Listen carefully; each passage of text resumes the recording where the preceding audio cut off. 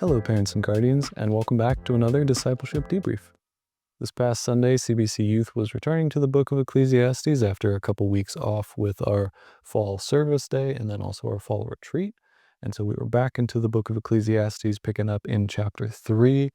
We've already done the first 8 verses of chapter 3 a couple weeks back, and so we were picking up at the end of chapter 3 and talking about the concept of death. Not a super fun one, right? And so we looked at this concept of death, and we saw how the preacher's argument is kind of progressing, right? The book of Ecclesiastes is kind of like an argumentative essay, and the thesis statement is this search for happiness and this search for meaning.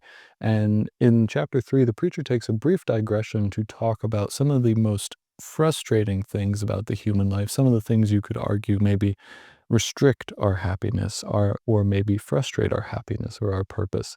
And so first in chapter 3 talks about time and just the weird nature of time, the frustrating nature of time that we all experience, that we have no control over it. We are just in it. It passes over us, that type of thing. Then in chapter 3 he talks about work. He talks about the fact that work is both incredibly frustrating and purposeful, and the weird tension that exists there that we all experience. And then he talks about death, this universal, frustrating experience that is coming for us all, waiting for us all, that we all have to process and deal with and understand. And so again, this is how he's progressing. This is how his argument is progressing. So we talked through his conclusions. His 2 conclusions about death are that it is the great equalizer of man and that it is the great enemy of man. In chapter 3 and in chapter 9, the preacher talks at length about death being this looming thing that makes all men equal at the end.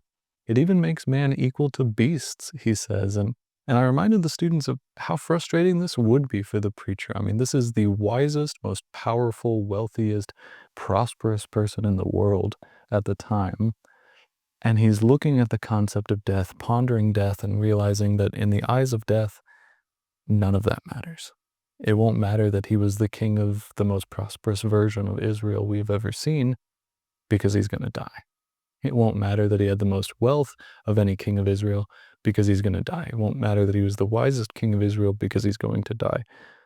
The frustration of that, right? The frustration that there's just nothing he can do. And so we saw that fact that there's nothing we can do. Death equalizes us all. We can be completely different people on earth with different amounts of money and health and prosperity and all these things. And yet in the end, we all die. We all die. From dust we came, to dust we return, as the preacher says. And we saw the fact that death is the great enemy of man. In chapter 8, the preacher talks about man basically fighting death and just having no chance. Death has that full power over man. Man has no ability to retain himself from death. And so we saw this, the fact that from the garden with Adam, death has been our great enemy.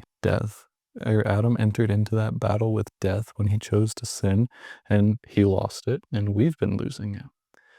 And so we looked at those two conclusions that the preacher makes, that death equalizes us and death is our great enemy.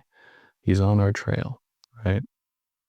And then we looked at Christ. We looked at how Christ solves that problem, how Christ defeated death, and the ultimate reality that these experiences that the preacher identifies as the most frustrating things about humanity, the things that stifle our happiness the most, have their ultimate solution in Christ, right? If through Christ we live. If we stay as we are, we die just to die. But with Christ, we live.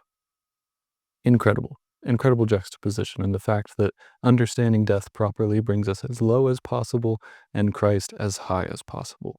That's really cool.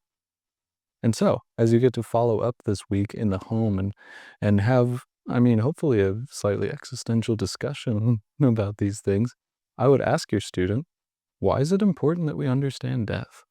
I think it can be easy, especially for students raised in the church, to kind of be taught to just avoid the thought of death. Because from a young age, they're taught the gospel, and there's beautiful truth in the gospel that we don't have to fear death.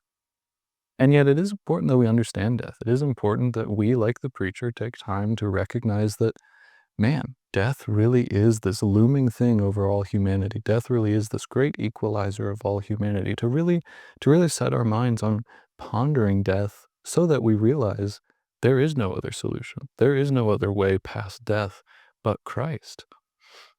The understanding of death makes the gospel that much sweeter to us because we understand that there is no other solution. There is no other way. It is only Christ. So ask your student, why is it important that we understand death? Why is it important that we think about death? Don't avoid those thoughts. Understand death so that you can understand what you've been saved from, what Christ defeated ultimately. I pray that that just brings some fruitful conversations, and that's all I have for you this week. If you have any thoughts or questions or anything like that, please feel free to reach out. Otherwise, see you next time.